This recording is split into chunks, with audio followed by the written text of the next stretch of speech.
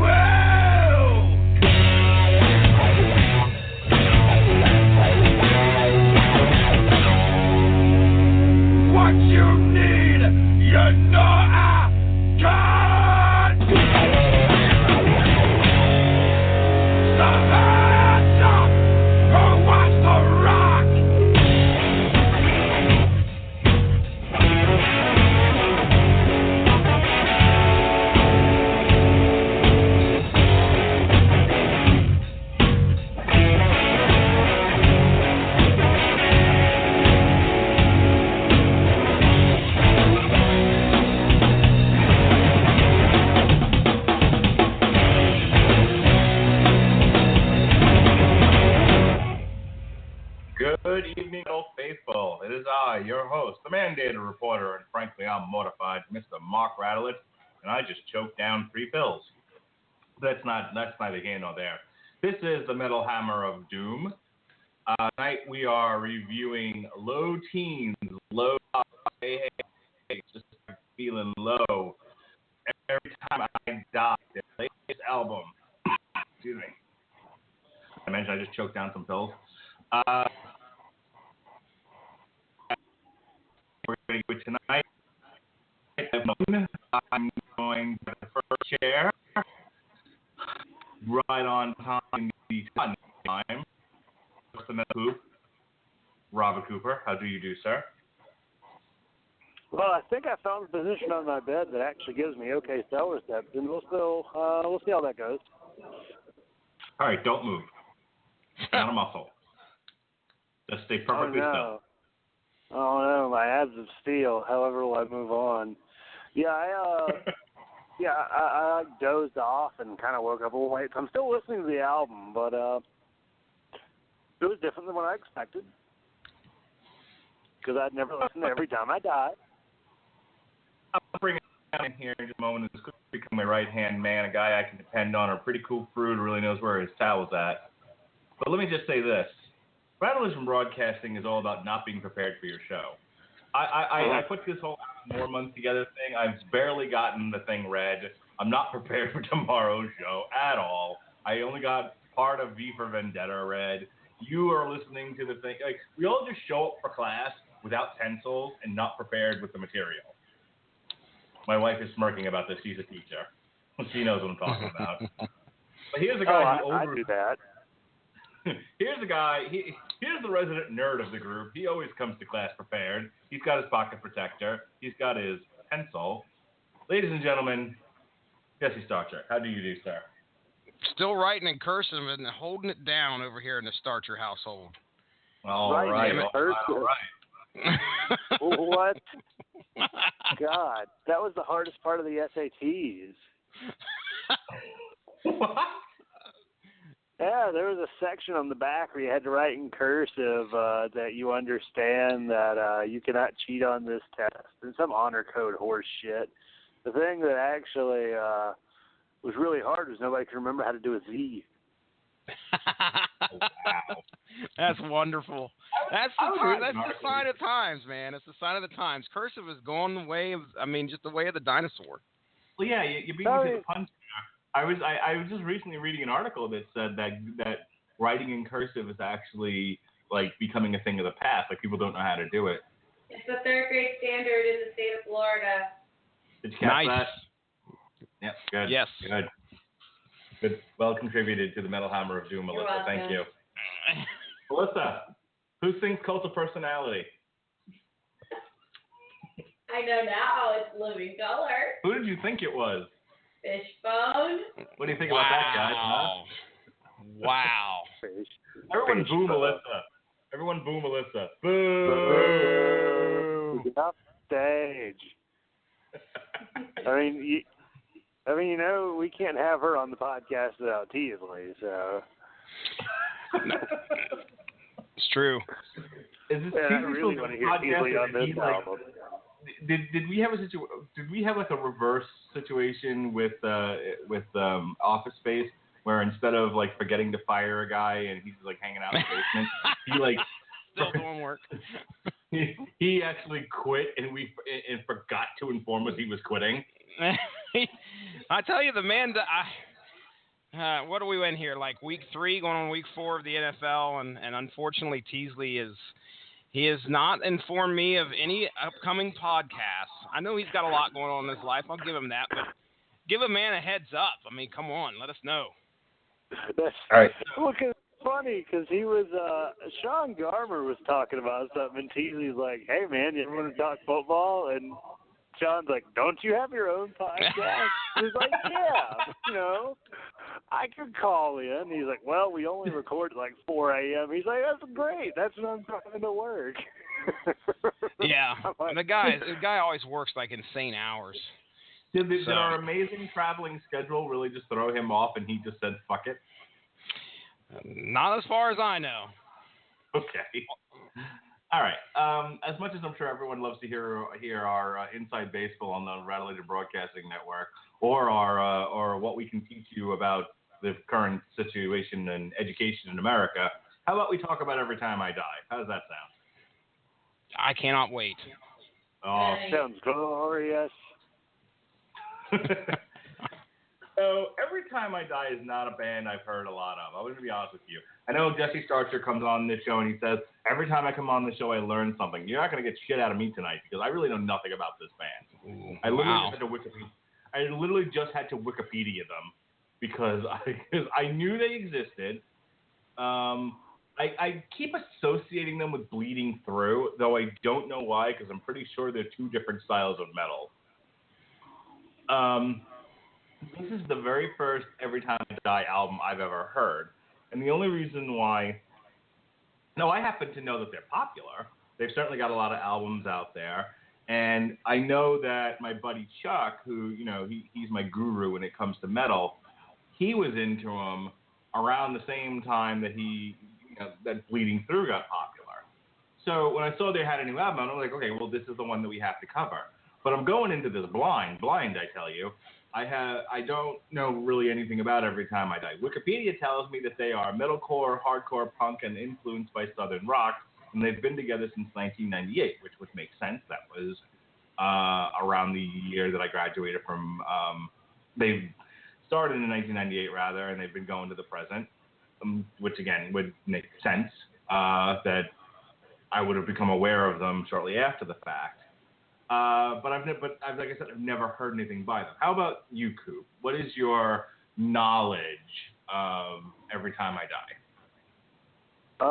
Ted, the emo kid in marching band in high school, had an Every Time I Die shirt, so I was like, well, I think I'm going to stay away from them. Okay. And listening to this album, I'm like, fuck, why didn't I listen to these guys sooner? I mean, Ted had a Naruto shirt, it's okay. Maybe I should have stopped using Ted Presley as my barometer of things. Been like, no. Yeah, because I had never really listened to Every Time I Die. I actually started dozing off to it earlier, which is impressive. And then I woke up. Yeah, and I was like, okay, I could dig this. And then I'm listening to it now, and I'm like, that's pretty good. Some of it kind of bleeds through into the samey category, but that's going to happen with bands like that. I'll give it to them. They have a lot more diversity than I thought they would. Yeah. That's the Republican Party. There's black people and an Indian. Don't talk politics with Jesse Starcher on this show. He'll cry. He'll get very upset. I'll just get real I'm silent. just saying, you got an Indian that sounds really Southern.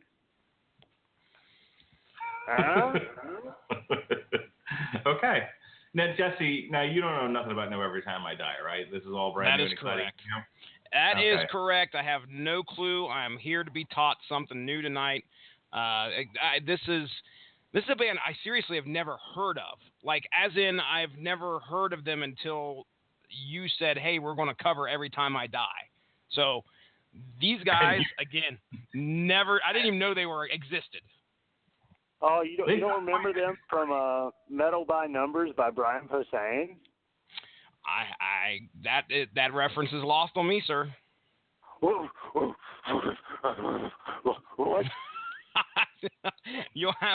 I have to be educated. You'll either have to send me a link or explain it here later. I'm on it. All right. They toured with a whole bunch of bands. They toured with Killswitch Engage. They've toured. Let me get off of YouTube for just 1 second so I can actually read this to you. Here's how you might know them. In 2006, the New Black was featured as a bonus track in Guitar Hero 2, and also in the 3D Storm. The band performed the song Werewolf live on ABC late night talk show Jimmy Kimmel on Halloween of 2007, and from January to February 2008, Every Time I Die went on tour with Killswitch Engage, the Dillinger Escape Plan, and Parkway Drive. They also headlined the Take Action tour, but quiet you, playing alongside From First to Last, August Burns Red, and The Human Abstract. Then the band played the entire Warped Tour in 2008. Now I dig some of those bands. August Burns Red. I recognize those guys. Dillinger Escape Plan. I'm not a huge fan of those dudes. I fucking hate that band. Yeah, really. they're out there. And then you mentioned a couple other ones that rang a bell. But as for Guitar Hero 2, I'm a fan of the game. I don't remember the song. I can tell you that much. You were another Guitar Hero fanatic there, Cooper. Do you remember it? I didn't get to play 2 all that much because it came out on the PS2, and I never really owned that system during its heyday. As you start naming some of those bands, I'm like, Parkway Drive, no thank you. August Burns Red's okay. They were never really my jam. Same with Dillinger Escape Plan. But as soon as you said Warped Tour, that's when I went, ew. I don't like the Warped Tour. Like, the only reason I wanted to go to Warped Tour when I was in high school was because, like, I kind of like the cute scene girls. And unfortunately, as a 24-year-old, I like the adult scene women. But I would still not go to Warped Tour and waste my time for those people. And their shitty music. Not for nothing, but first of all, I'm a huge fan of punk rock, so I think that's where you and I part ways. But I enjoyed the Warped Tour in its early years. Dude, the Warped Tour in the first couple of years that it was out had some badass bands on it. Just to name a few, as we heard before, the band that was very famous for Cult of Personality, Fishbone, they were on an early version of the Warped Tour. Never let my wife live that down. And she'll love me forever for it. The door shut. But they had Fishbone on there, H2O, the Rollins Band. Gosh. It's been so long now. Let me see when the Warped Tour started. Yeah, that's what I was going to say. What are we looking at? What year did this first start? All right, welcome to the Metal House Room where we don't talk about the band we're supposed to be reviewing. Be prepared for a lot of that tonight It started in '95. No wonder. 95. Okay, well that would make sense. That was my first year of college. Yeah, it was right before I graduated high school. And poor Coop wasn't even born yet. All right, 1990. Wait a minute. He was pushing a big heavy 3, I'm sure, at that point in time, right, Coop? In 1995? 95. No, I was depending. Let's see. I was pushing 3 in the middle. Now, when you hit the end, I'll be 4. All right, so he's enjoying the Blues Clues theme. All right, so here's the kick-ass Goddamn lineup right. that was in 1995 that I made sure I was at, because this was a badass lineup. Let's All hear right, it. are you ready? Are you ready for this? All right. Y'all ready for Steve, this? Are you ready for this? Steve, which is fucking awesome. If you haven't heard You Can't Wait 1 Minute More, don't wait 1 minute more. Go listen to it. Yeah. The Deftones, Face to Face, which is fucking awesome. Fluff, whatever. L7, hell yeah. No doubt. Oh my gosh. No Use for a Name, awesome. Orange 9mm, awesome. Quicksand, awesome. Seaweed, all right. Sick of It All, the best. Oh my God, Sick of It All is a badass band. I sound like Steve Austin now. Sublime, Supernova, Swingin' Utters, Tilt, pretty good, and Wiseau. I think 1996. Let's see here. Who was on the 1996 tour? Blink-182, Civ, The Deftones, Face to Face, Fluff, Beck. I was not at this one. I can tell you that right now. Beck had just blown up, I think, if I remember correctly, probably right about that time. I was at this one. I was absolutely at this show because I remember seeing Mighty Mighty Boss Tones and Fishbone on the same show. And Dick, let me just read the list again.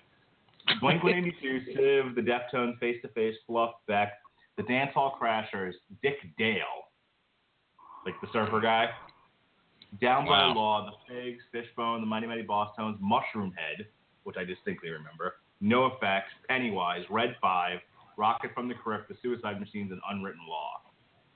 So, I mean, going back to 95, 96, these first couple of years of the tour, there's some badass bands on there. Give me a hell yeah. Hell yeah. Fingers up because I got them. 1997, Real Big Fish, Blink-182, The Boss Tones, Pennywise, Orange 9mm, Sick of It All, Bad Religion, The Descendants, Head PE, Jimmy Two Times, Lagwagon, Latex Generation, Less Than Jake, Limp Bizkit, Millencolin, Murder City Devil, Schnott, Social Distortion, Strung Out, Sugar Ray, Trading Bryson, Vision of Disorder. Pretty sure I might have been at this one too if Vision of Disorder was there, and Whitecaps. So I'm not going to continue to read these, but that's 3 years of pretty awesome lineups, Robert Cooper. How do you like that? I am looking at 2008 because I feel like that is a year where I would have been like, I would go. It is the weirdest, amalgam of things. Like, you got Paramore, which, there you go.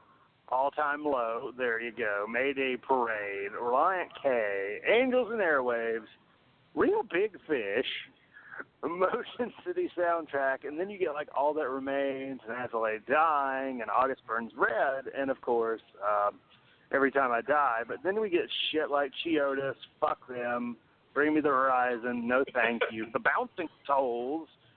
Hey, the Bouncing Souls are great. Don't you diss on the Bouncing Souls. Well, no, I'm saying, this is just weird. Okay, The Devil Wears Prada. Fuck them. God, I hate that band. Fucking hipster douchebags. The aforementioned Dillinger Escape Plan. Yep, Gaslight Anthem. Katy Perry. What? Katy fucking, Medina Lake. Modest Yahoo. Oh boy, Motionless in White and Norma Jean. Here's the Veil. May Lee and the Sons of Disaster. Hot damn. Yeah, Rise Against. I'm actually a real top Swayze. And Sky Eats Airplane. Yeah. Oh, hey, my wife's favorite band is on here that isn't Sister Hazel. Say Anything was on that tour. Oh, well, let's see. They had some other good bands. The Dillinger Escape Plan. Day to Remember. Fuck Day to Remember. Thrice. I love Thrice. And then Story of the Year. Oh, and Under Oath. I could probably fucking throw a dart and hit a band that I like, but that is not going to make me be able to put up with the rest of it. Yeah, dude, that's a lot of eclectic different fans right there. Wow. Well, you gotta remember, I think at this point they had 3 or 4 different stages, so it's not like you just sat there through a 20 band lineup, one right after the other. they you would pick and choose. Like, I remember the years that I would go, we would look at what the schedule was. We'd sort of map out which bands we wanted to be there for. I know I used to do that with Ozfest. That had 2 dueling stages going on before the main stage. So, the one for a band would play. One band was playing while another stage was setting up for the next band, and so there was always a constant flow of music. But you'd have to go back and forth between stages. I'm just saying, Robert Cooper, have a little love for the Warped Tour. It's not the worst festival in the history of music. There's something in there for promoting Issues and I See Stars. I don't know if you've ever heard of either of those quote-unquote bands, but they really want me to fight. Like, I read that people in the Middle Ages fought because they had so much dysentery, they fought without pants so they could shit everywhere and kill people. That is exactly how I feel about some of those artists. Okay. Quote, but can we, just so we can move on with this show, can we agree that the Warped Tour should not be condemned? I agree that the Warped Tour has some bright spots. Then again, there are the occasional acts of heroism in the middle of war. So, all right, Jesse. Before we move on, any thoughts here on the Warped Tour? You're sort of our middle ground referee. You're Sweden in all of this. Yeah, sure. It has its merits. How's that? Sweden. It's Switzerland. Whatever. There's a big difference. So it's all white. It's all right. Anyway. So whatever gets us moving. That's what gets us $22 a month, people. All right, let's just get into this. This is Low Teens, new album by Every Time I Die. There's our first track here.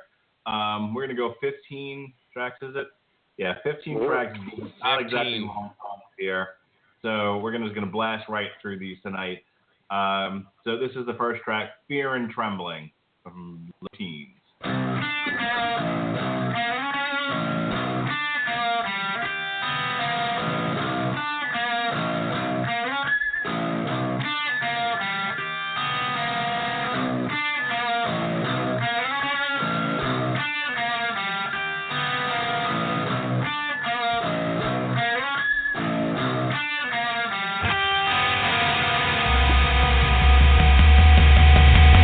No, it may want to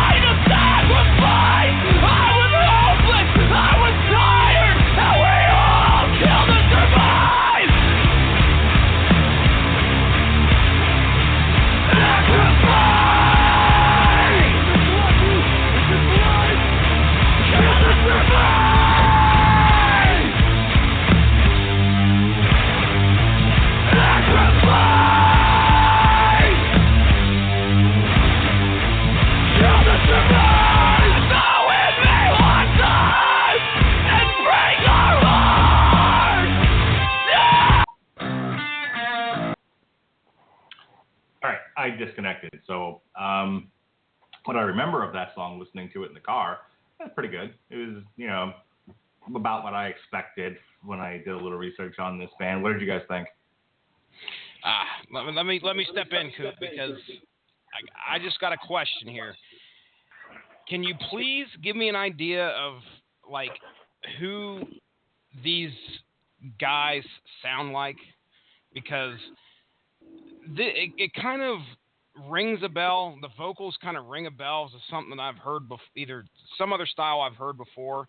But do you guys have any other bands that you can think of off the top of your head that sound like these guys?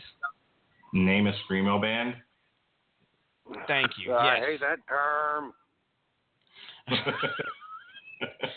Well, all right, according to Spotify, here are some bands that are associated with Every Time I Die that you may have heard of. Norma Jean, Poison the Well, Glassjaw, Maylene, The Sons of Disaster, The Dillinger Escape Plan, Fear Before the March of the Flames, Between the Buried and Me. Any of them ring a bell? Nope, not for me. Really? Yeah, but I could see some of the Between the Buried and Me. Between the Buried and Me got really... They went from kind of a metalcore outfit to some really progressive metalcore. Like, fucking hour-long concept album progressive. So is that what these guys are, metalcore? Yeah. Okay. It's weird. It's hard to kind of... They're a metalcore band, but you can hear, as their genre listed, like some hardcore punk, southern rock, some sludge metal. You can definitely hear that sludge, like that mix of sludge and southern rock in this first song, definitely. Mm-hmm. See, I get a lot of punk from them, which I know is some of their influence. I mean, they're on a punk label, Epitaph. Yeah, I'm right there with you. A lot of it just feels like chaos. There's some of the stuff that has the rhyme or reason, but this first song, I'll tell you right now, I about checked out of this whole album. We have a whole 14 other songs to go, and luckily I'm a diligent little podcaster, so I made sure to make my way through the album. And there are some bright spots. We'll get to those, but I did not like this first song at all. I find it funny that we finally found an album that finally drove Jesse Starcher nearly off the podcast. It ain't too horrible. I'm sure that we're going to come across one I absolutely abjectly hate, but this ain't it yet. So, like, you've been very tolerant of a lot of different styles, and finally, like, it's of all the things I've played for you, Every Time I Die with it, like that's it. Drops pants, walks out of the podcast. I've had enough. Jesse Starcher has had enough, and he can't stand no more. Coop, you want to weigh in here, and then we'll go to the next track? Yeah, this first song, honestly, kind of had me checking out to a degree. Oh, goodness. Because this is what I expected. And while I was going to power through, because that's what I do, yeah, this first song, like, the more I listen to it, the more I'm like, okay, because it's a very, fuck you, cat. I got a cat trying to jump through my door, I swear. You can hear a lot of different, I'm not going to say influence, I guess different musical beats from this song. There's a lot of that sludge towards the back half. Has more of a southern rock sort of opening, and I get a lot of punk from them too. So I was like, okay, it was interesting. It wasn't quite what I was doing. I don't like just monotone screaming. Yes. At least in that register. I can't say I haven't listened to bands. I'm like, yeah, I could dig this, but this was almost a generic sort of metalcore screaming. But as we get to the next song, that's what sold me. See, I take umbrage with that because I enjoy the screaming. My problem is this is why I hate the Dillinger Escape Plan. Because I don't mind the excessive screaming. I enjoy it. What I don't like is songs that don't have any rhythm. They don't have any swing to them. So if it's just a lot of, if it's just a 2-year-old banging on the snare and a guy screaming, I'm not going to like it. But if it's got some swing to it, if it's got some rhythm, if it's got a little hate breed going on and the guy's screaming, I dig it. See? So I don't think I was as cold to this album as you guys because I heard a little bit more swing here and there. necessarily than a monkey banging on a snare drum. If you catch my meaning.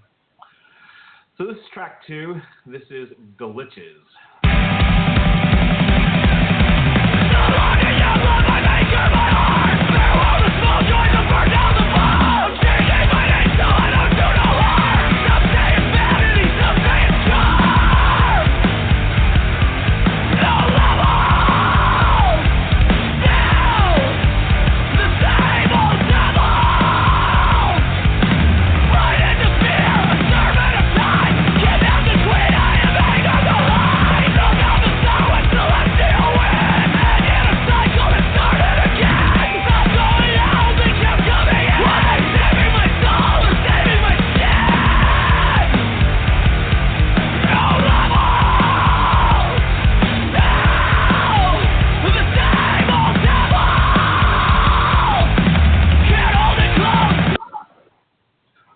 See, that song's perfect. That's straight up fucking circle pit, mosh. That's right out of the punk clubs. Had a punk rock beat. The screaming was right on. Perfect. No problems with that song. Sarge? I'm more tolerable of it. Tolerant, I guess. Tolerable. That song's more tolerable. How's that? You're tolerable. You're like, I'm tolerable. Okay, I guess I'll be nice. Now, like I said, the first song kind of like really put a bad taste in my mouth. I think the second song kind of made me say, okay, I can kind of give it a little bit more of a chance. I'm still not sold, and I think a lot of it is because I'm not the biggest punk rock fan. So when you got a lot of fast coming at you, music, you got a lot of fast guitar, a lot of fast drums coming at you, and then you don't have a guy. It's almost like he could give a fuck less about the music that's going on behind him. He's just there to completely scream into the microphone, and it's like a really bad jazz poetry or something. Like when the guy gets up there and I think that's what it's called. Whatever William Shatner would do every once in a while in those commercials. But that's what I get. It's like you put the band back there to kind of play a tune, and then he's just going to sit there and just scream like he gives shit less what verse they're on. Now, that's what I thought this whole album was going to be. Now, much to my surprise, as we get to a few other songs, we do get a little bit more into the range of stuff that I can actually enjoy. So, okay, now that's for track 2. Can I put you on the spot here and please? Because I don't like the fact that you said you don't like punk rock, and I have issue with that. So what I want to know from you right now, I'm Rob Basin. I came to get down. Sing it. Is what punk rock bands have you listened to that you were like, oh, this is garbage? Stop crying, white people, and like walked away from it? Oh, it's mostly your top punk rock bands you could probably name off of the top of your head. Okay, I will name a few, and you tell me if we used one for Alan Moore month last week. That is one I do not like. That's a band I don't like, which is Sex Pistols. Do not like them, and they're probably the most iconic one. Would you agree? I mean, punk, like every other genre, has subgenres and has style changes throughout the years. I mean, punk is akin to metal in that you wouldn't define metal by a singular sound. Metal is defined by many different sounds. I think we could all agree on that. Certainly, we've demonstrated that on this show. We review metal albums, but every time I die, ain't no body count, and it ain't no KMFDM, and it ain't no Brujeria. Nor is it Black Sabbath. So we have many different definitions of what metal can be. Same thing with punk. So, okay, you don't like the Sex Pistols. I don't blame you. A lot of people don't like the Sex Pistols. But you're talking about they're iconic because if the Ramones kind of invented punk, the punk style, the Sex Pistols gave punk its politics. Okay. It gave it its gravitas. It gave it its backbone. Otherwise, it's just a bunch of shitty musicians playing their instruments badly. The Sex Pistols is what made punk punk. But if you don't like the sound, I mean, I don't blame you. Lots of people don't like the Sex Pistols, but they respect them for what they brought to the genre. Give me another one that you don't like. You're going to have to name some bands because usually if I hear it, I turn it off. All right, let's go with your casualties. He's wrong. Let's go with the year punk broke through and work our way around that. Green Day. I can handle some Green Day. I really can. As a matter of fact, I told you I enjoyed one of their albums that came out in 2008. I think it's one of my favorite albums. So I can say I do like those guys. Were they punk at that point though? I would honestly say if from what I heard, no. I think they felt more like a kind of a rock and roll. What is the name? American Idiot's the name of that album, right? Green Day stopped being punk though with Dookie. I mean, okay. They went all over the place with that album. Their two prior independent albums were more classically punk. But Dookie was a very mainstream album, and everything else came after that would sort of swing between what's something that sounds like punk and something that isn't. I threw them out there because I could see why that would turn somebody away. Offspring. I can enjoy some of that, mostly the radio hits. Fucking Offspring, God. The Ramones. No, I've heard of them. I don't listen to them. I don't like them. I'm not a big fan. They're really radio friendly, to be honest. Okay. Have you ever heard of Vandals? Say it again. The Vandals. No, never heard of them. Heard of Vandals? How about No Use for a Name? Never heard of them. No Effect. No Effects I've heard of, but I can't name a song off the top of my head. Yeah, I couldn't play them. Yeah, I'm putting it on this too. Say it again. No Effects. I said Go, Cooper. I was saying that no, I've not heard of them. Yes, I've joined in on this game too. No, I've played the one song from them. What do you call it? Please play the song on the radio. Yeah, I remember that. Black Flag? No, never heard of him. Do you know who Henry Rollins is? Yes, I know who Henry Rollins. Here's the thing. Let me tell you. I told you, Mark, that one of the guys that got me into Clutch was we were buddies in college. Mm-hmm. He is a huge punk rock fan. So you name a lot of these bands you're naming are people that I remember him listening to, and I was just like, okay, put the Clutch in, please. Which Henry Rollins and his angry ass, and then he had a couple other, the Misfits. Is that a punk band? Yes, sir. Okay, so see, he would listen because I remember the posters being up in his room in college. Sorry. I remember the posters being up in his room in college, and I mean, he was heavy into that. I can remember him, Blink 182, back in the early days, if I remember correctly.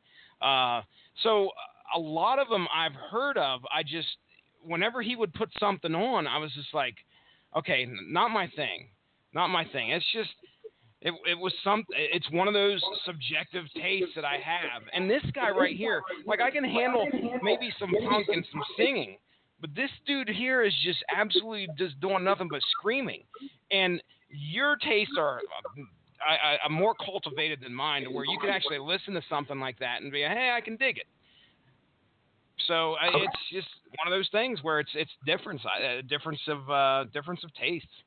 Jesse Starcher, I'm not letting this go. I'm going to stop talking about it, but I won't let this go. I won't let this die. You're going to get a mix. You're going to get a mix from me on Spotify of punk rock songs like you should listen to. I will gladly listen to anything you put on there, and then I will gladly tell you that this song I hate it. This song I hate it. This one ain't bad. This song I hate it. I'm going to put on there "Oi to the World," and then I want you to play it for your kids on Christmas. That's a tall order, sir. Oi to the world and every. All right. Anyway, this is C++. Love will get you killed.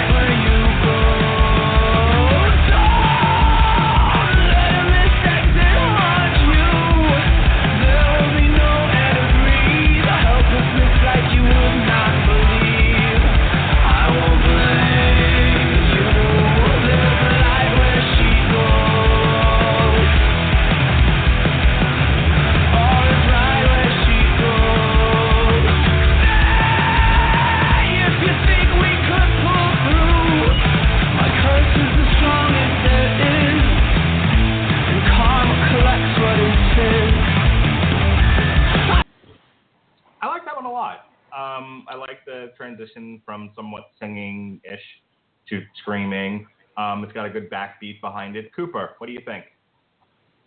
You know, this song is really the one that made me go, I'd listen to this album again. It's nice. Yeah, it's got that nice. It's really groovy.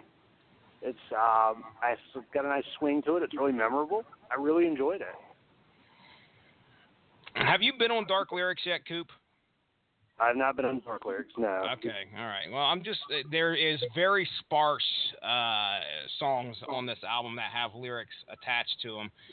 This is one of them, but I just find it strange that the title of a song is a computer language. Now, which is C++. I don't know if you guys are aware of that or not, but it's so strange. Okay, C++ is a programming language for computers, but then you add "love will get you killed." So I'm like sitting there trying to tie the two together. I'm like, is this some kind of a nerdy love song in some way? It's nerdcore. I didn't know what to look for, but I haven't had a chance to analyze the lyrics or anything like that. As for the song itself, much more palatable. Palatable? Mm-hmm. I can handle this one a lot better than the first two. So I think we're actually, this would be something I could see them releasing as a single and getting over, which they may have. I don't know. Yeah, I haven't checked. All right, this is track 4. I got to speed this along here because I wasted a lot of time berating Jesse over his distaste of punk. Track 4, this is 2 Summers.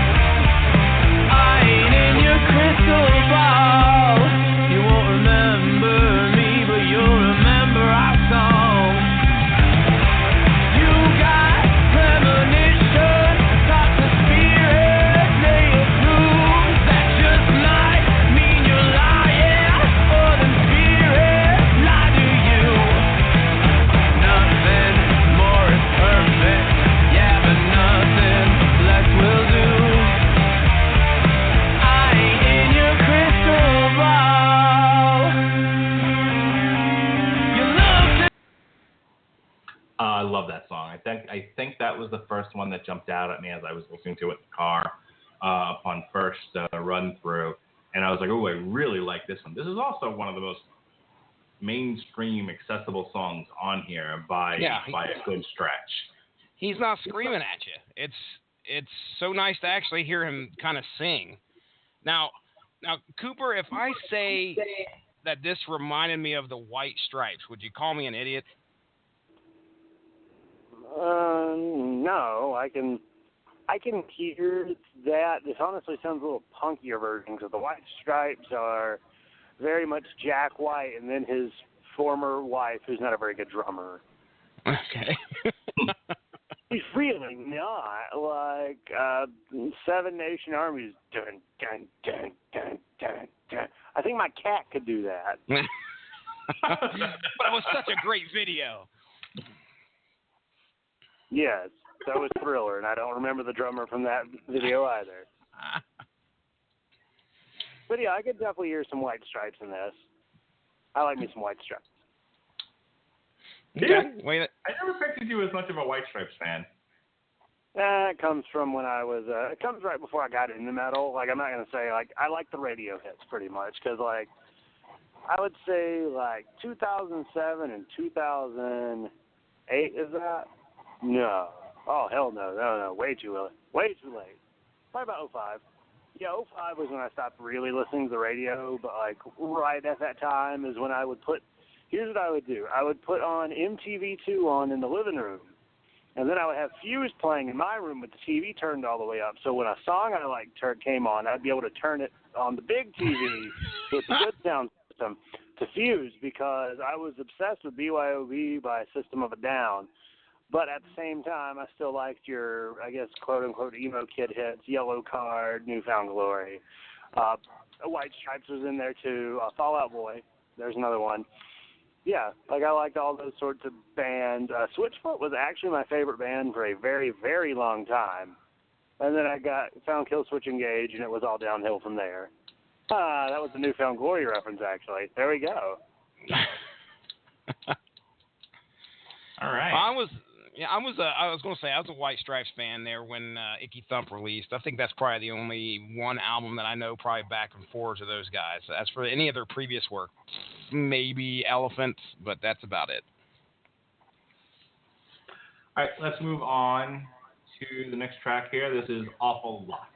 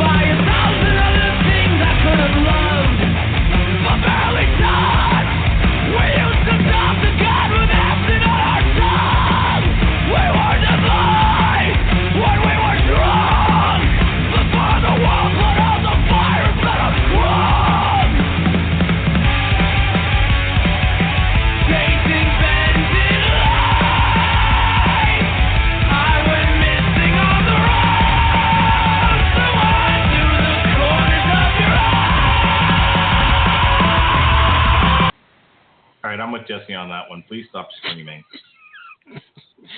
What is he so mad about? You know, I think that Warped Tour finally, I think once they kind of hit over 25, like Warped Tour has to really kind of start vetting them. Yeah, that one didn't do anything for me. That one was a lot. That one started drifting a little towards the Dillinger Escape Plan, and I don't dig it. It's a little too. I don't know. I can't even describe that sound. I can't take it. It drives me crazy. I'm right there with you, man. Go ahead, Coop. I was gonna say. I like the music of it. Honestly, this is a perfect driving song. Like, this is great for at a stoplight. Like, you know, like, this is the song I put on at the stoplight, crank it up, lock eyes with somebody, and then put the horn just to fuck with them. You're that asshole that keeps pulling up beside me at the light. I actually turn it down when I realize other people are around because I'm like, oh, I'm sorry, I don't mean to intrude. He's a courteous driver, a courteous punk listener. Yes. All right, I'm ready. Let's go to the next one.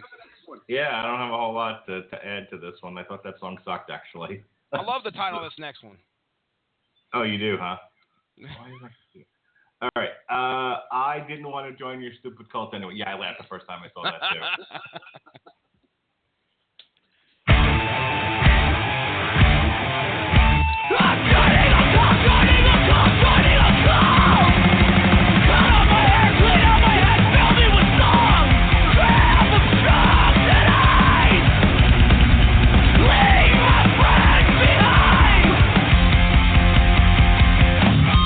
Free,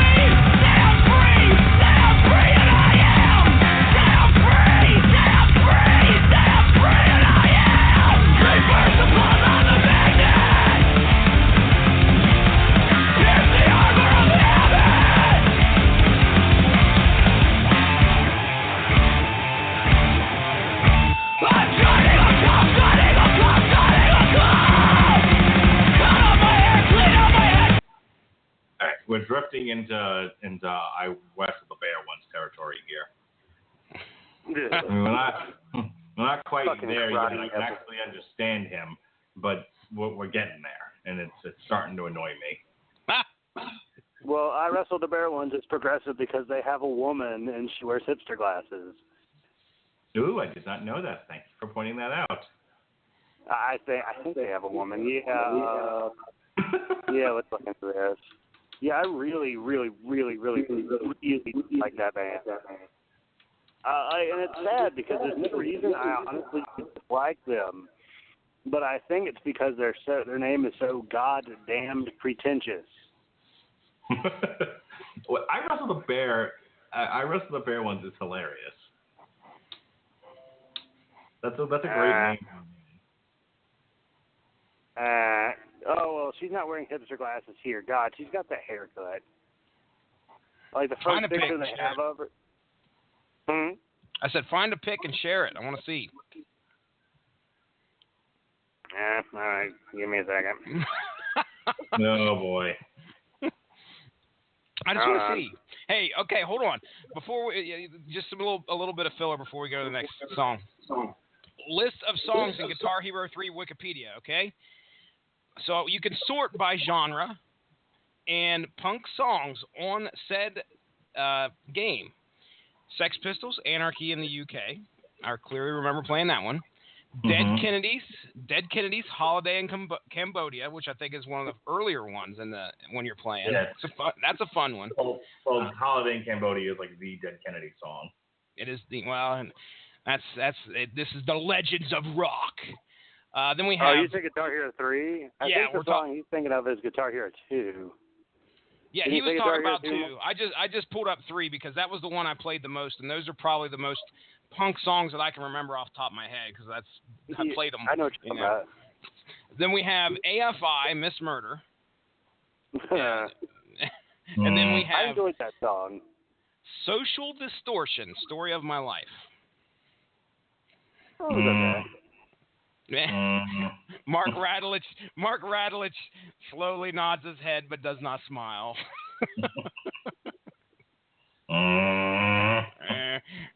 You punk rock. That's it though. That's the only ones that they got listed. That somebody's wrestling. All right, let's move on with this. Yeah, I'm distracted now because I'm building Jesse's punk rock list. Oh, you're doing the playlist as we are doing the show. Oh, Jesus Christ. We got another halo of blood on our hands, boys. All right, here we go. It Remembers, track 7.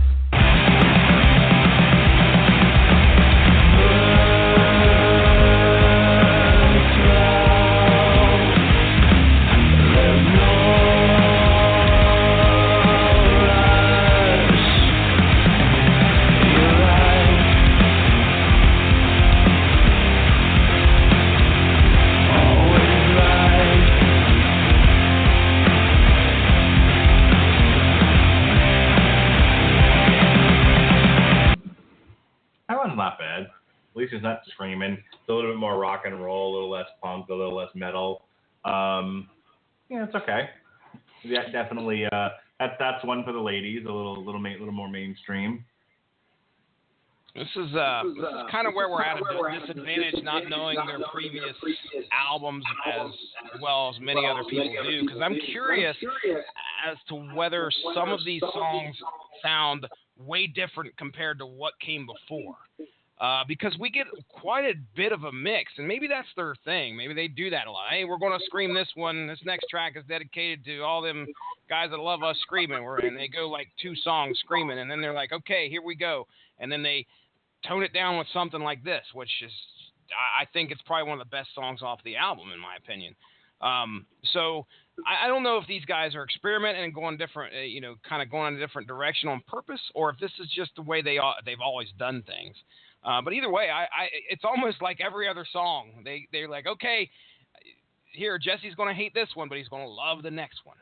And that's where you, all for that's you, where you find Jesse. me. All for you. These guys are so nice. But yeah, there's my take on them. Now, go ahead, Coop. Oh, God, the first fucking singer for My Wrestle the Bear once is the fucking hipster bitch I was thinking of. Yeah. Oh, don't worry. No, I sent y'all the picture of, like, what the singer I was telling y'all about, and I mixed her up with the first guy, or gal. Because the rest of the band is a bunch of those people that think they're really fucking funny with their stupid goddamn glasses and mustaches. Fucking asswipes. Anywho,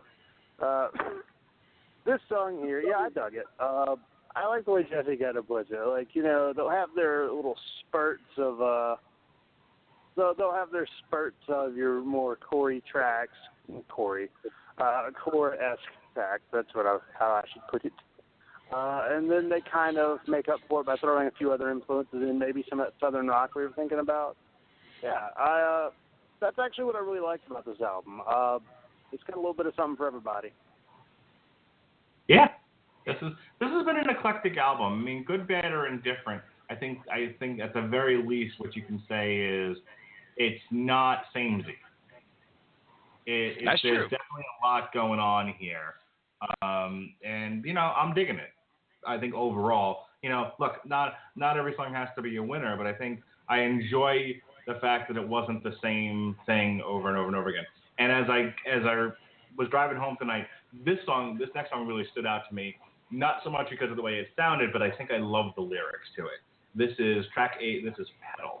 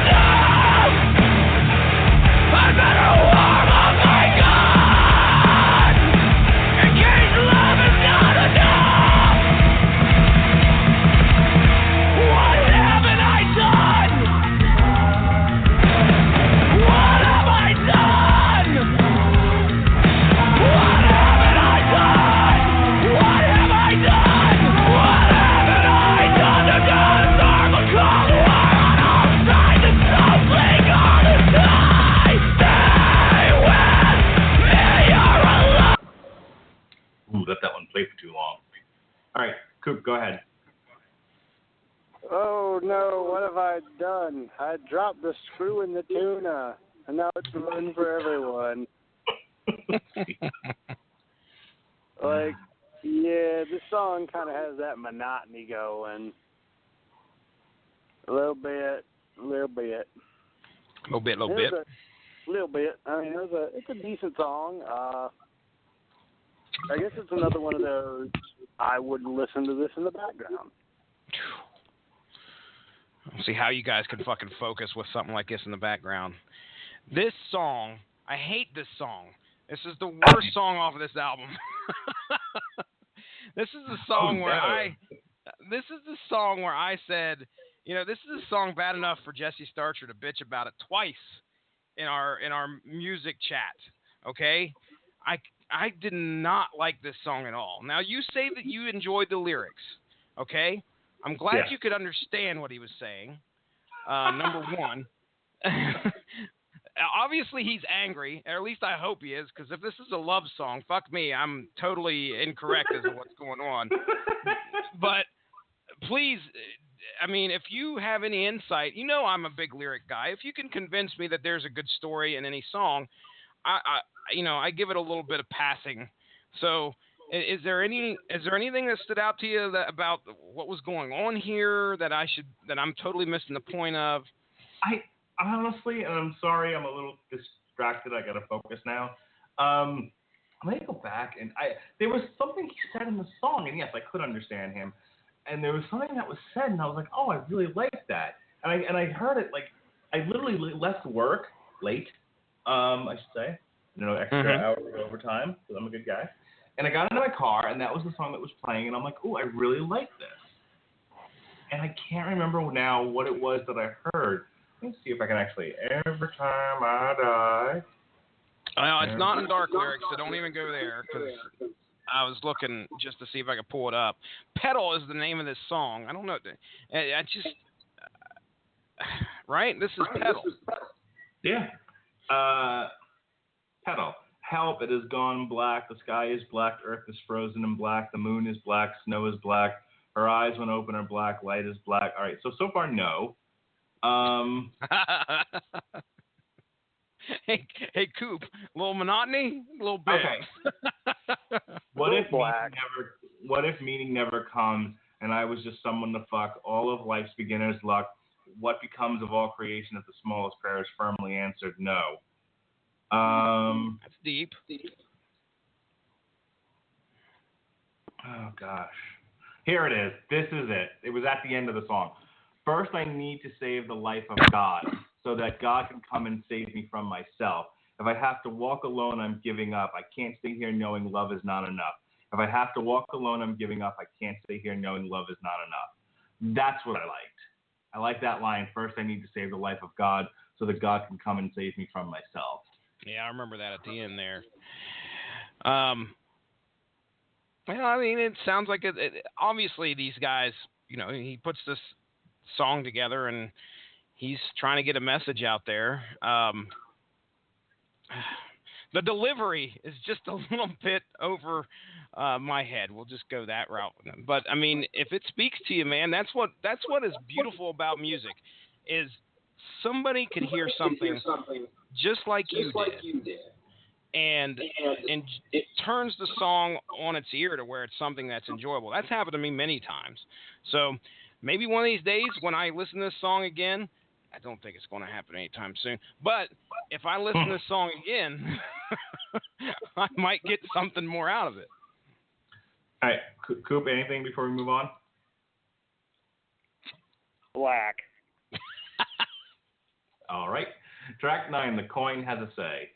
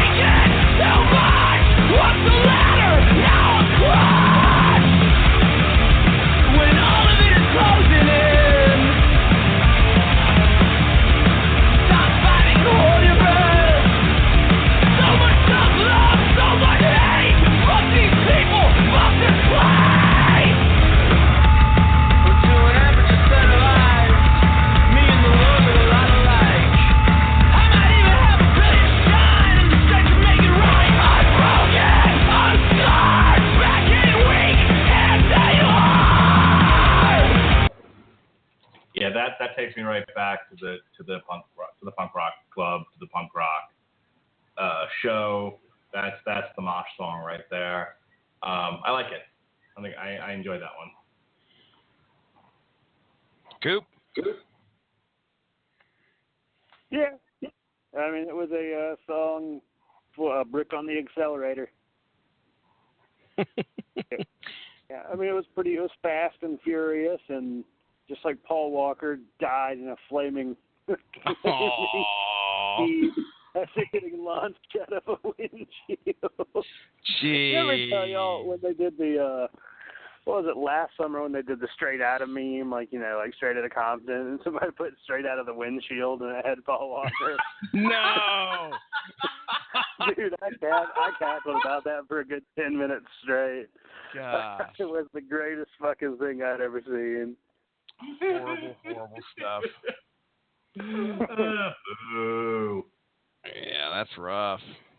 I loved it. I'm sure it's even rougher to go through the windshield. Oh. Goodness.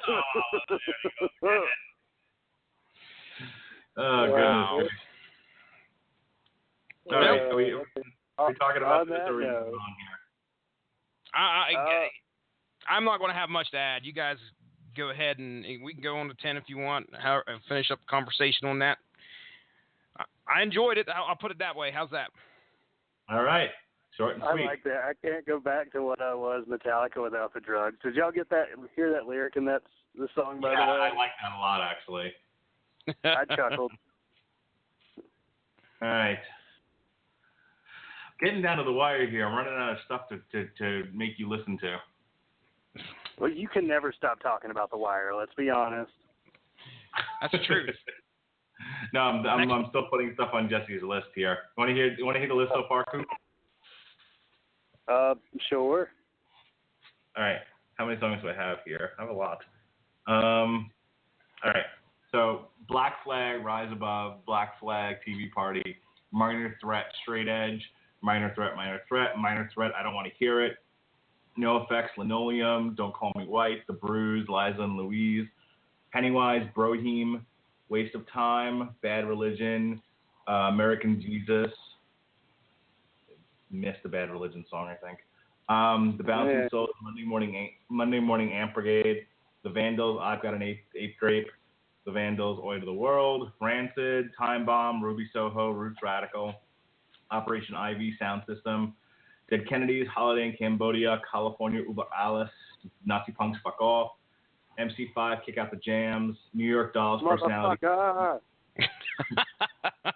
H2O, Family Tree, 5-Year Plan, Role Model, Out of Debt, Follow the Three-Way, Scene Report, Here Today, Gone Tomorrow, Sick of It All, Step Down, Built to Last, Scratch the Surface, Injustice System, Clobber in Time, Set It All, Madball, Set It Off, New York City, Can't Stop, Won't Stop, For My Enemies, Down by Law, Doc Martin Stomp, Demonstrate My Style, Sworn Enemy, First Blood, Civ, Can't Wait 1 Minute More, Set Your Goals, Shelter, Here We Go, Message of the Bhagavat. Yeah, Shelter is a Hare Krishna hardcore band. Nice. God, they like that. I said, are they going to be like that episode of King of the Hill where they had the skateboarders that were worshiping Jesus? Maybe. Earth Crisis, Gomorrah Season Ends, L7, Pretend We're Dead, Shitless, and Wargasm. Hey, do you know Toxic Holocaust covered Wargasm? Yes. All right, that's Isn't 2.5 that hours. That's 55 songs, 2.5 hours of pure punk goodness. I think that's good for you right now, right, Jess? Ooh, yeah, buddy. I'll tear that up at work, man. That sounds like All right. a blast. You even have the casualties. Now, how do I share this with you? I share. How do I do this? You should be able to make it. Just if you've created the playlist, all you've got to do is go over to the 3 little dots and hit share or copy playlist link, and then you can put it in the thing. I should be able to listen to it with no problem. I think I'm sending it to you. That sounds good. Send it to you through Spotify. Okay. I just sent you, by the way, the Wire soundtrack in our somebody put a playlist together for The Wire, the show. So I don't know if you would enjoy that, but you should be, because it's got some great ones on there, such as Jay-Z. I'm pretty sure when The Wire released the soundtrack, I listened to it like, ad nauseum. Well, this is 185 songs, 11 hours and 22 minutes. So I don't know what's all in that. It's not just the soundtrack itself. There's plenty of other stuff that may have not made it onto the soundtrack itself. 185 songs. Wow. Yeah, I'll check that out. All right, make sure, do me a favor, if you have a chance, get on Spotify, make sure you got that. Otherwise, I'll send you the link again. Okay. But I want to know what you think of this playlist between now and next week, if you can. All righty, sir. That song is not available. God damn, I gotta fix this now. Meanwhile, let me go. How about we play another song? This one is track 10. This is Religion of Speed.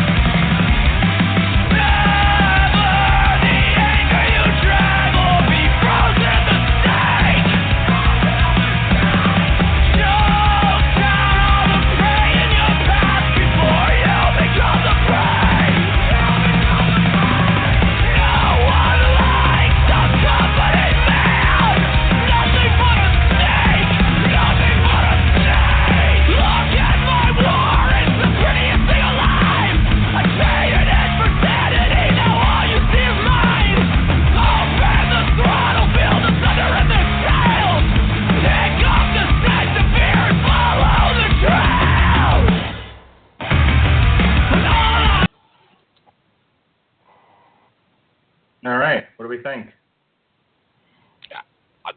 I like that one. I thought that one was one of the brighter spots on the album myself. He gets into the singing, and it's not screamy punk stuff. I dug it. I don't feel this is, just like you said, the whole samey stuff that happens with a lot of the other albums we listen to. With them being able to mix it up like they do keeps the album interesting. I know that's kind of what you guys have already said, but this is another prime example of it. Just by the way, before we head over to Coop, these guys apparently are brothers. I'm looking at Wikipedia here. The band was established by brothers Keith and Jordan Buckley, whose father, Michael Buckley, lectures computer science and engineering at the University of Buffalo. Hence our C++ song. Well, it all comes together. There you go. Coop. Buckley. Yeah. Buckley. Yeah. Anyway. Sorry, I was thinking more about King of the Hill. God dang it. Yeah, for a song called Religion of Speed, it surely could have been a little faster.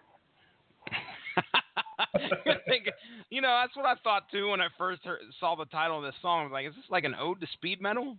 No. That's Speed Wolf, obviously. Well, then they know. Then these guys, every time I die, know what their place is. Then perhaps. Perhaps. Perhaps. turd hats? Turd hats. know. That All right. sounds like a shit sandwich. We're getting silly. Yeah, all right. When were we That's not? on my list now. I just added no use for a name because I forgot about them. They're amazing. All right, anyway. Hey, guys, we're going to review this album, and then I'm going to forget that we're going to review it and get distracted by something else. Is that cool? The whole album is you putting a playlist together of punk songs. Tremendous. It's like the weirdest podcast. Like, and these guys are pretty knowledgeable about metal, but they can't stay on topic worth a shit. It's the metal hammer of 88 to D. All right, this is track 11. This is just as real, but not as brightly lit. Creeping up a wall of glass, I'm entirely made of sand, lurching on speeding past the canyon one, the canyon gas, and the canyon crate, and a pile of shit about the place. Thought I felt, thought I saw, thought I knew, no much better. Let there be change, on illuminate.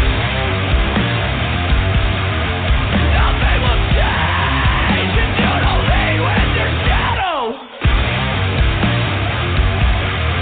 Let there be change, on illuminate. Exhale the plague, cloud your vision, and I paint a corner, my kingdom come. Now to tell me I can't escape it. Now we write our name on the moon in blood. I have set us back 20 centuries. All the letters said, with no address. If you're talking to or talking down to me.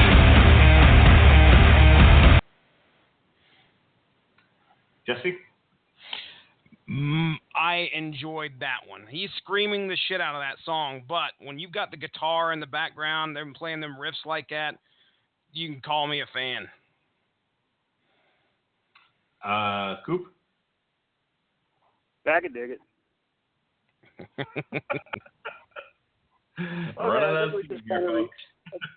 I think we just kind of reached the point in the albums where, hell, even this song is not really all that interesting in terms of musical composition. I feel like they kind of front-loaded some of that. Now we're getting to the, well, if you like the band, here you go section. Hey, if you like this, here's more of it. Yeah, We are. much. I was going to say we are actually reviewing the deluxe album. There are apparently only supposed to be 13 songs on the regular album. There's 2 bonus songs on here. I assume they're the 2 at the end. I'm just giving everybody a heads up. But you can find all these songs on YouTube if you do enjoy what you're hearing here, and you can go out there and listen to the whole thing. Real easy to find. As a matter of fact, I think Epitaph streamed the whole album, and it's still out there. So, yeah, if you like it, there's more of it out there. I have the deluxe version on Spotify. That was easy enough. All right, this is Smashing Pumpkins 1979. No, this is track 12. This is 1977. Mountain inside my veins. All my eyes cracked the blade. Just under ice and a fathomless depth. But I know I exist, I can see my breath. Come on to the surface, the ice age is past. Hallelujah, it is over and left. A new day will follow, a nuclear blast. Hallelujah, it is over and left.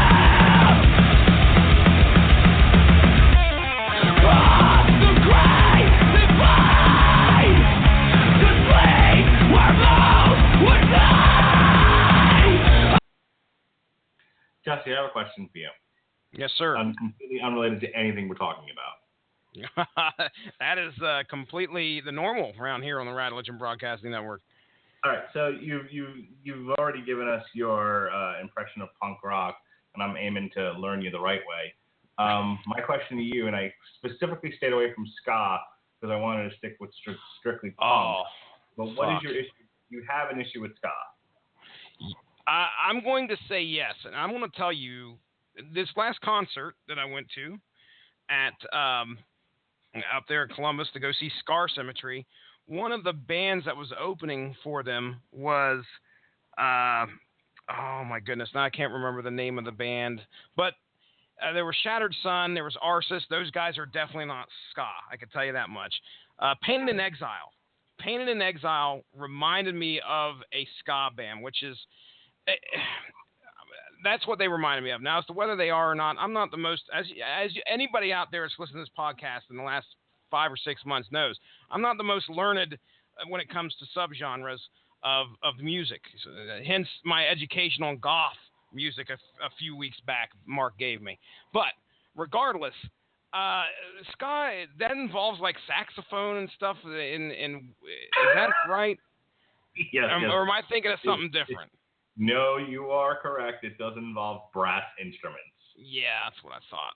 Name me a ska band, because I know of a couple. Well, if you name them, I bet you I know who they are. The Mighty Mighty Boss Tones. I've heard of them, but I can't remember any great songs by them. Mighty Mighty Boss Tones, your thoughts? I think I've heard a song by them. I think I like them. They sound pretty groovy. They're awesome. They're amazing. When you turn this podcast off, just go listen to Chocolate Pudding over and over and over again. Fishbone. That sounds fattening. I've never listened to any Fishbone. I can tell you, I don't think I've listened to any of them. What's their first Cult of Personality is a very good song. What's a very good song? Cult of Personality. I'm not going to let your wife live that down. No, neither am I. All right, Fishbone, the Mighty Mighty Boss Tones. I'm looking at a few here with you. Real Big Fish, no. Yeah. Sublime, okay. Yeah, I kind of dig some of their stuff. I never thought of them as a ska band though. Right, well, I don't want to overload you.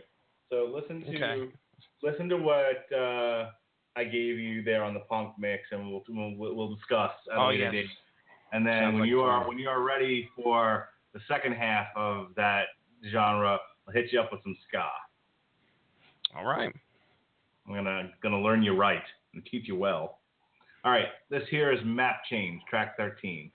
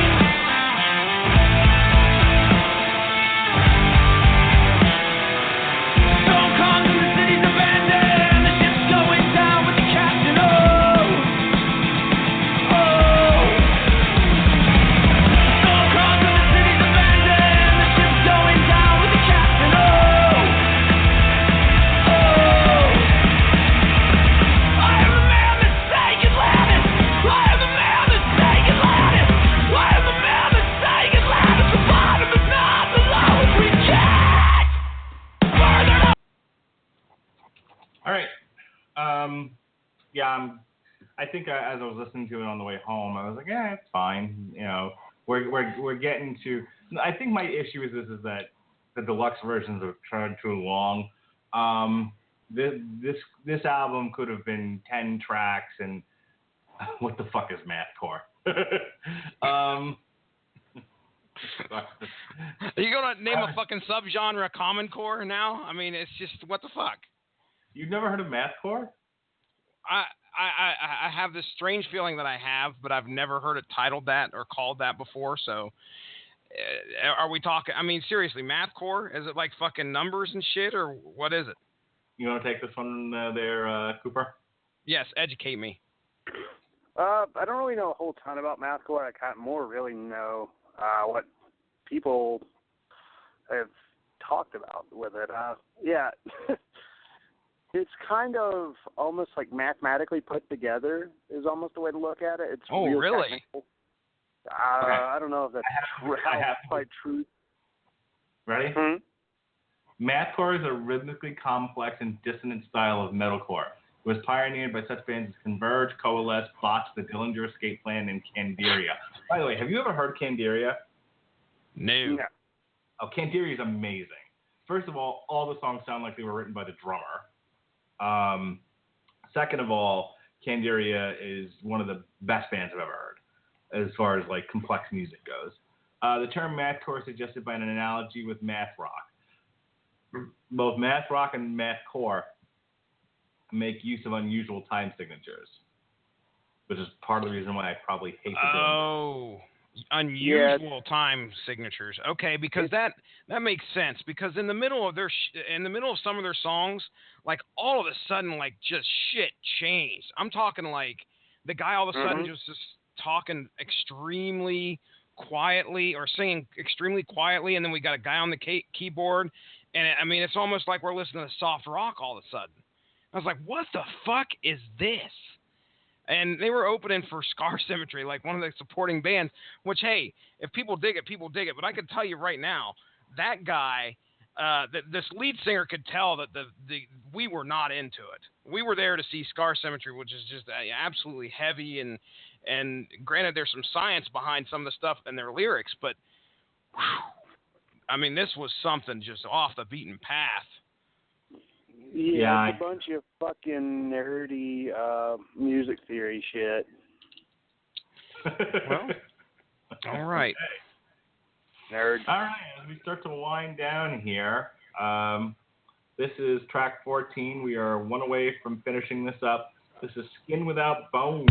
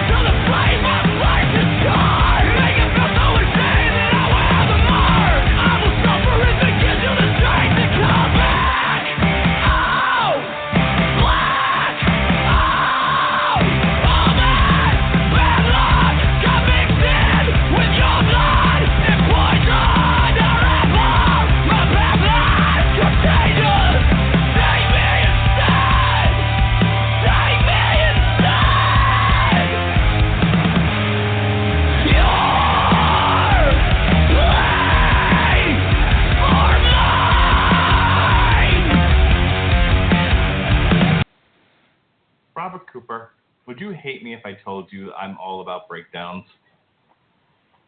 I wouldn't hate you. I'd just be really disappointed. All right, well, I won't say it then. But the best part of that song was the breakdown.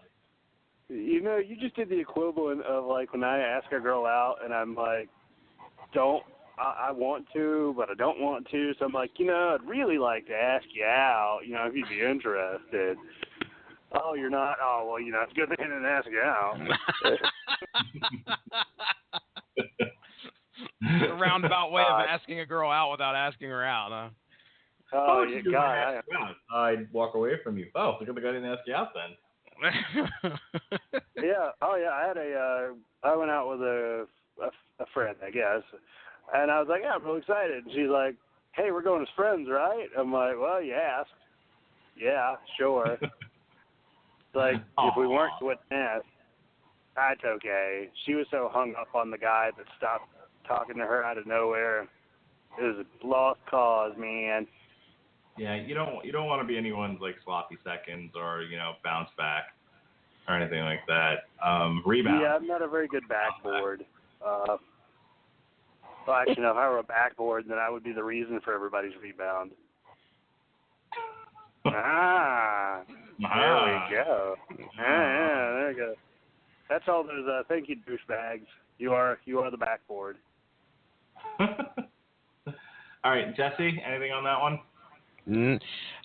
Not really. It's an interesting. It's more screamy stuff. You say you like the breakdowns. I'm not that big of a fan of that first bonus song at all. All right, this is the last one. This is Nothing Visible, Ocean Empty.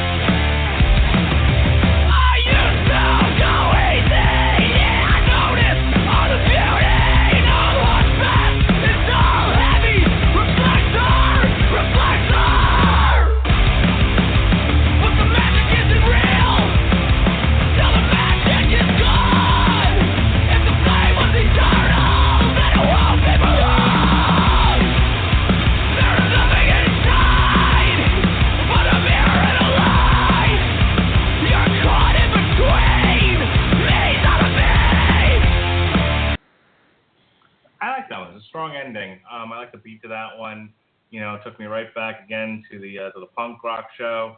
Like I said, I think they could have this whole album could have used a little bit of editing and maybe save some tracks for something else.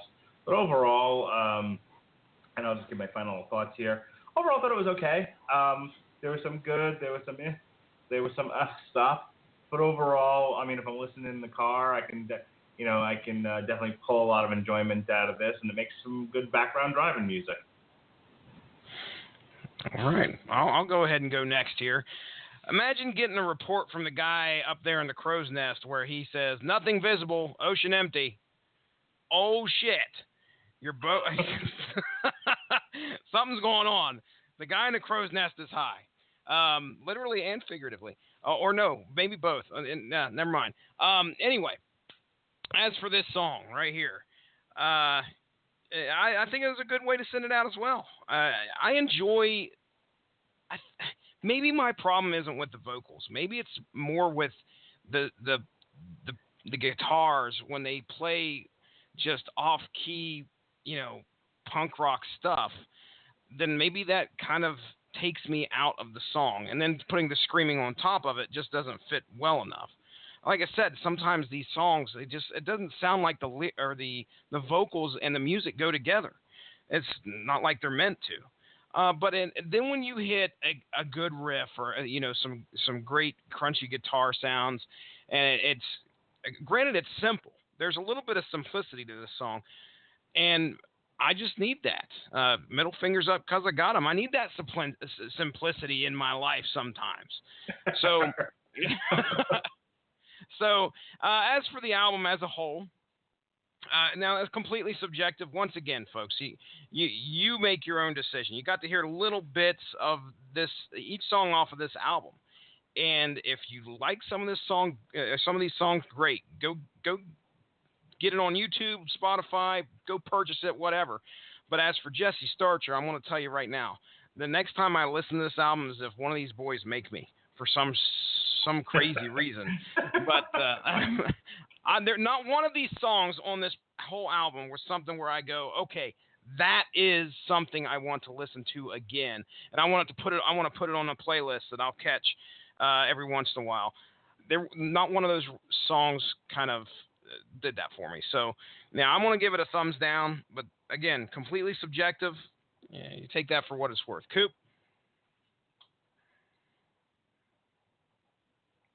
Robert Cooper? God damn it. He dropped. Robert Cooper. Well, here he is. Final thoughts, Robert Cooper. Someday. Oh, Here we go. Go. I looked at my phone, and it was like out of battery. Fuck you, man. Anywho, final thoughts on this album. Very much out of battery. Man, fuck you. Actually, no. I think if I were going to give it a grade, probably about 2.5 stars. It was average. It was a very average album. It was an album I'd listen to again. I'd give it that. In fact, if I'd found it in a bargain bin, I'd totally buy it. There were some real good points to it. I really feel like the first half of this album is all you need. Yeah. If you're just a casual listener. First half of this album will get you your fill of Every Time I Die, and then beyond that, it's pretty much, well, if you really like them, go for it. Yeah, I agree with that. Like if you dig it, that's cool. But you only need a smidgen of this, not 15 goddamn songs. Yet. All right, that is the end of tonight's show. Again, sorry, I decided to do a project like a girl, trying to, I made you a mix, Jesse Starcher. Will you go out with me? I couldn't accept the fact that he doesn't like punk, and I feel like he wasn't listening to the right stuff. So I've gone out of my way to correct that problem tonight at the cost of. I mean, I don't think I would have said anything more than what I did say. After a while, I was running out of shit to say on this show.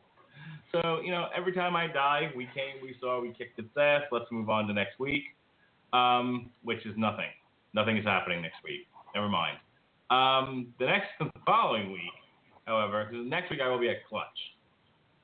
It's my anniversary, Jesse Starcher. Can you believe it? Woo!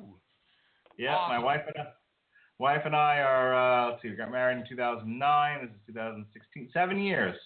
7 years we've been married. October 4th.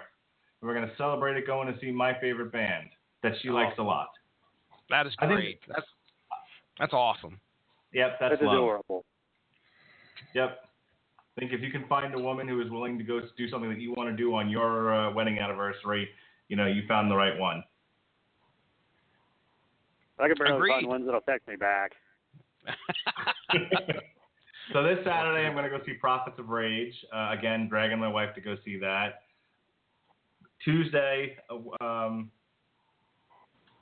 going to go see Clutch. So there's no Metal Hammer of Doom next week. Hold on. Do we have anything planned for Tuesday at all? Is the schedule completely open? Well, that depends. Are you planning on doing a cheap seats? I'm not planning on doing anything unless I get asked. So that's all up to Jason Teasley.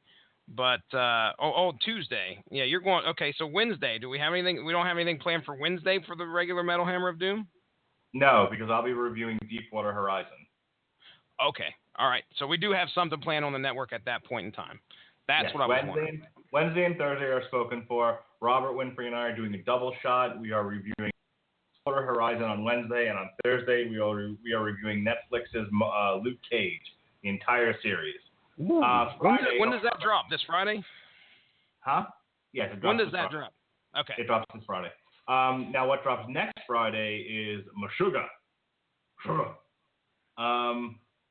This Friday, what drops is Epica, the Holographic Principle. So we're going to be a little behind here. The schedule gets a little funky. On October 12th, we'll start getting caught up. We'll be reviewing Epica, The Holographic Principle, followed by October 19th, we'll be reviewing Metallica, Hardwired to Self-Destruct. Following week, we'll be reviewing Korn, The Serenity of Suffering, and November 2nd, Testament, Brotherhood of the Snake. Snake. November 9th, Opeth, Sorceress.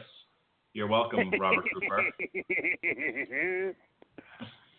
And then we get to our two turkeys for the month of November. Our first turkey is Anthrax, Stomp 442. That's November 16th. November 23rd, the day before Thanksgiving, ours is our second turkey, which is Poison, Look What the Cat Dragged In. And finally, even though it drops next week, we will finally be getting around to Meshuggah, The Violent Sleep of Reason, on November 30th. On December 12th, Helmet, Built to Last, one of my favorite bands of all time. They're back. They're putting out a new album very soon.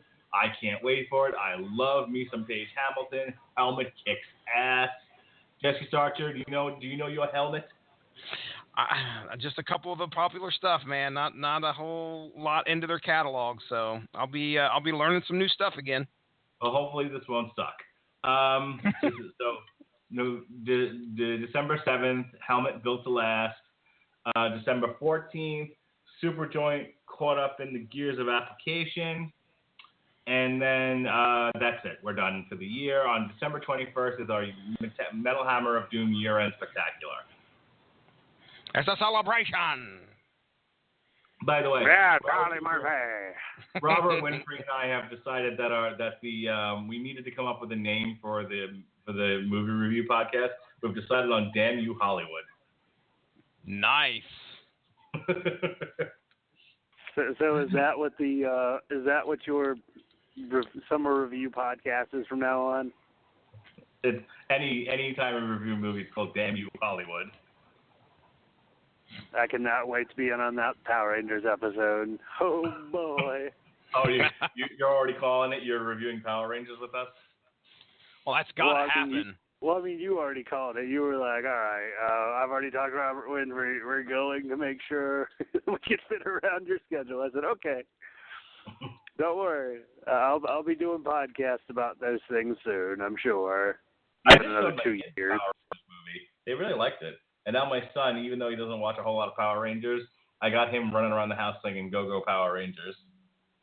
Hey, the new season that's on Nickelodeon, Dino Charge, really good stuff. Yeah, I got him to sit down and watch it once. He was kind of all right with it. You know, it's hard. He settles into a show, and that's all he wants to do right now is watch Blaze and the Monster Machines. How about Caleb? Is he into that? Does he like the Blaze? No, it's all YouTube's, man. Colton, though, I could tell you it's still Peppa Pig. So that Peppa Pig's running this house for the 2-year-old.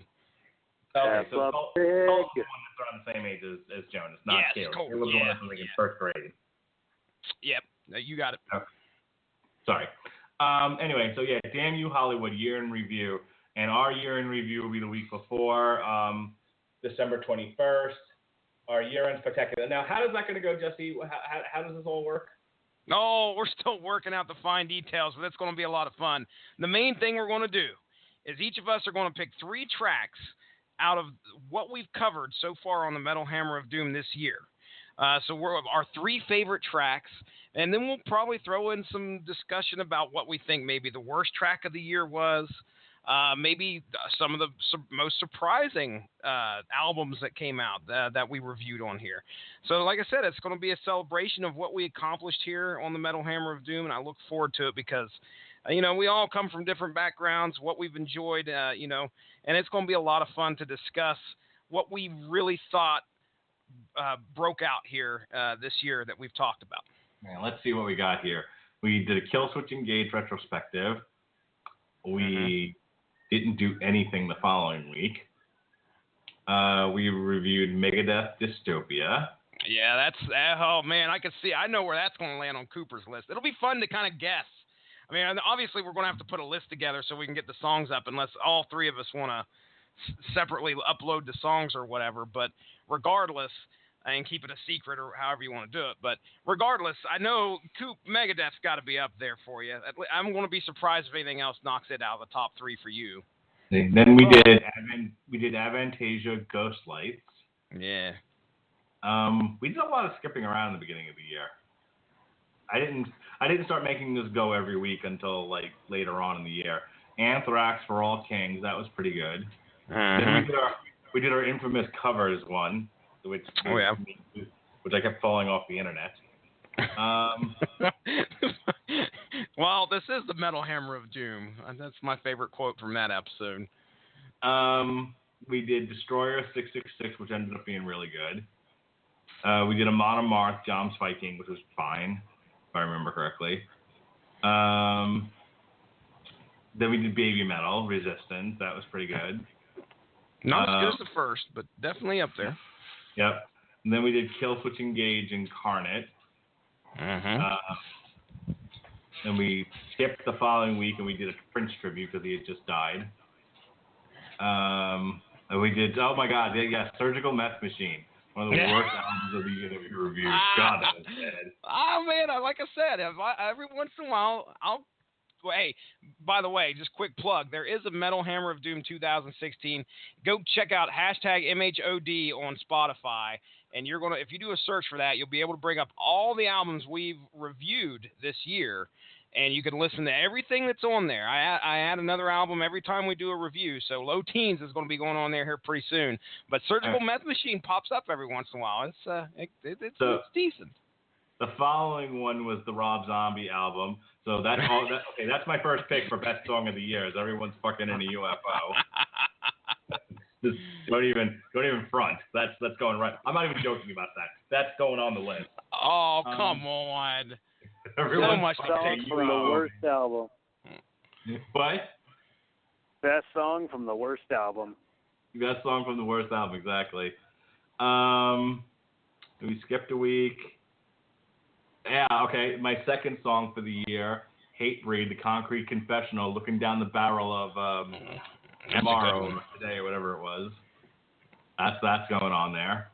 Then we did Vector, Terminal Redux. Yeah, now this is when we started going every week. So this was in May. Grand Mega Sword Songs, best album of the year, I think. I think we all agreed on that. I don't think there was a bad song on there. Hell Yeah, Undeniable. That was a big disappointment. Incorrect. Other than Surgical Meth Machine, worst album of the year, Volbeat, Seal the Deal, and Let's Boogie. God, that was sad. Jeez. Tore that one a new asshole. I'm sure this is going to be one of Rob's favorites of the year, Thraw Sunblat. Oh, duh. Easy pickings. Whitechapel, Mark of the Blade. I was hawk hunting at the time, so I don't know what you guys thought of that one. Meh. Go back in the Rattledge Broadcasting archives. Gojira, Magma, we were not particularly impressed with. A couple good ones out there. There's a couple good ones. Okay, Jesse's pick for best album of the year, Lacuna Coil, Delirium. Christina. Sing me a song.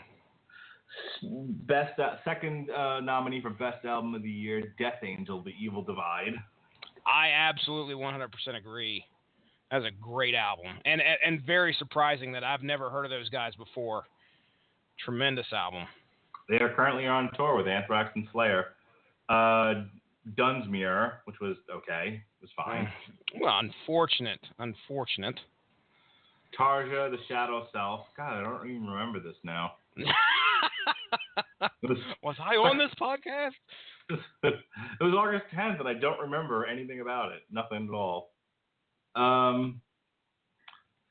Jackal. Okay, my third pick for best song of the year. What was it? Was it Crazy by Jackal that we talked about? I can't remember which one it was. I know you were a big fan of it, but I can't remember off the top of my head what song it was. Jackal with a Y. Hang on. I can fix this. I know the deal. You can go to Spotify and check out that playlist. Just Because I'm Drunk. That's the one. There you go. Yes. I knew it had something to do with alcohol. Yeah. Just because I'm drunk is probably one of is other than everyone's fucking in a UFO is my favorite song of the year. So there's my 3. Though Crazy's pretty good too. Everybody's fucking in the UFO, yeah. Everyone's fucking in a UFO. We followed that up with Sabaton, The Last Stand, Good then album. Running Wild, Rapid Foray. Then we missed a week, and we came back with KMFDM Rocks. And then last week was Brujeria, and now we're on Every Time I Die. So there you go. I got my 3 songs, everybody. I'm just giving it away right now. My 3 songs. Everyone's fucking UFO. There's like 3 months left here before we even get close to that. Something could do it. Something could change. You never know. If I have to pick 3, listen to me, Jesse Starcher. You. Listen to me, you. If I have to pick 3 songs from this year, nothing's getting. Those are the 3 best. Those are absolutely the 3 best songs of the year. Everyone's fucking in a UFO just because I'm drunk and looking down the barrel of. What was it, today or tomorrow? Looking down the barrel of today, I believe. Looking down the barrel of today. It doesn't get any better than those 3 songs. His mind is made up. I'm not going to try and talk you out of it. It's a very eclectic mix, don't you think? Rob Zombie, Hatebreed, and Jackal. I would definitely agree. I think that tells people a lot about me, doesn't it? Robert Cooper, you've been awfully quiet. What are your thoughts here, sir? Well, there's one album that I might just break the rules and throw in that we didn't review because, God damn it, I love it. What is it? Catatonia, The Fall of Hearts. We have open space next week. If you can get Jesse Starcher to review with you, be my guest. Dude, I was going to suggest, I don't know if you're working Tuesday or not, but, oh, man, I would love to cover Legion's Proponent for Sentience. But actually, I'm working Tuesday. I had a feeling you're probably working. That is no funny, problem. I only work 3 days next week. I work Sunday, Tuesday, and Friday. Bastard. Well, hang on. Let me look at the schedule here again. Do you have a source material set for Monday? I do not have a source material set up for Monday. You guys can do a double shot. You can do Catatonia on Monday. Oh, he just said he was working Tuesday. Duh. Yeah, it'd be pretty tough to put in both albums also on one day. So, dude, if you want to do one on Monday, you let me know. I will gladly cover anything you want. I will do so. All right. All right. So those are all the shows we're doing. Just a quick plug for Alan Moore Month. We're concluding it tomorrow, thank God, with From Hell. We're going out with a whimper, not with a bang. Terrible. And then we are going back to the Long Road to Ruin makes its triumphant return in October with two shows on the Hannibal Lecter movies featuring the Hannibal Lecter expert Robert Winfrey. So I'm going to shut up here and let Cooper do his plugs and Starcher, and then we're out of this bitch. Okay, yay, plugs, because I'm probably going to hang out with my buddy Nick after this. I need to bring him on this podcast someday. Anywho, in terms of plugs for myself, there's this podcast. I like this podcast. It's a nice podcast. And then there's the Sentai Rider podcast, which I haven't done in nearly 2 years, but gosh darn it, it's still there, and we went from 75 to 300 likes, and is it 300? I don't fucking know. Anywho, we are on Facebook at facebook.com/Sentai Rider Podcast. That is SENTAIRIDER podcast. We reviewed Tokusatsu shit, and while I've not really watched the whole... we have 585 likes. Damn. Fucking South America. That is why. It's fucking South America, I can swear. Yeah, we've not released... I post once every 3 months as that page. Anytime I find something interesting. But yeah, people keep liking it. So maybe we'll get about 50 listens when we finally do this shit again. But anywho, yeah, listen to us, love us. What's WTMnet.com. Did I get it right? Yeah. Damn it, Sean. My buddy Sean Garmer, who is also our partner in crime of sorts. That's his website for his podcast, The Wrestling to the Max, Football to the Max, Video Games to the Max, as well as all the other podcasts under his umbrella. Give that guy a listen. Cool guy. Love him to death. Send a few prayers for him. His grandfather passed away this week, and makes me sad. So yeah, that's it from me. I'm going to go watch wrestling. All right. Well. All right. Well, again, guys, thank you very much for the education. I love coming here on the Metal Hammer of Doom. Matter Hamill? No, not the right the one. Mark Hamill of Doom? The Mark Hamill of Doom. The Matterhorn of Doom? Matterhorn? The Matterhorn? Oh, God. 11:30. Okay. Myself, I'm Jesse Starcher. You can follow me at Stiznarkey on Twitter. I do a comic book podcast here on the Radulich and Broadcasting Network. If that interests you, please go check it out. It's called Source Material. We just hit our 85th episode with our fourth and final part of the September He-Man Mini-Comic Spectacular, where we got to talk 2 more He-Man mini-comics. Those mini-comics that came with the figures. Coop, I know you're too young to remember those He-Man figures. About 10 years too young. But we got into some of the great comics that came in along with those action figures, and we had a fun time talking about it. Tune in. We also did the episode live on YouTube. So if you want to, you can check that out. Watch the whole unedited 2-hour episode epic, where we actually talked about the comic and brought the comic book up so you guys could kind of follow along what we were talking about, all the fun stuff that we made jokes about. We even looked at old Sears wish books to go back and look at some of the He-Man figures that were in there. And Justin Thomas was like, yeah, I had all of them. It was a lot of fun. But you can check that out. Just type in #source material, all one word, into YouTube. You can look at it, watch the video, and subscribe to the channel. Please, by all means. We're looking forward to putting our next project up here pretty soon. It's going to be Hush, Jim Lee's Hush, Batman's Hush. If you guys are Batman fans, you probably recognize that as something that came out there not too long ago. I think it was about maybe 2007, 2008. I can't remember exactly, but that's going to be our next project, and I'd like to do something with YouTube for that one, so kind of keep an eye out for that. Just like Mark had mentioned, we got the Alan Moore month here that we're doing here every Thursday this month, and our finale's hitting this coming Thursday. Check me out on the Screaming Boy podcast. This upcoming episode that should be released this week is something we did involving Indiana Jones. And we talked the whole quadrilogy, folks. Yes, we talked about the fourth one. And get this. On air, unfortunately, if you don't catch it live, sometimes you're out of luck. I think we leave the live episode up 3 days on YouTube.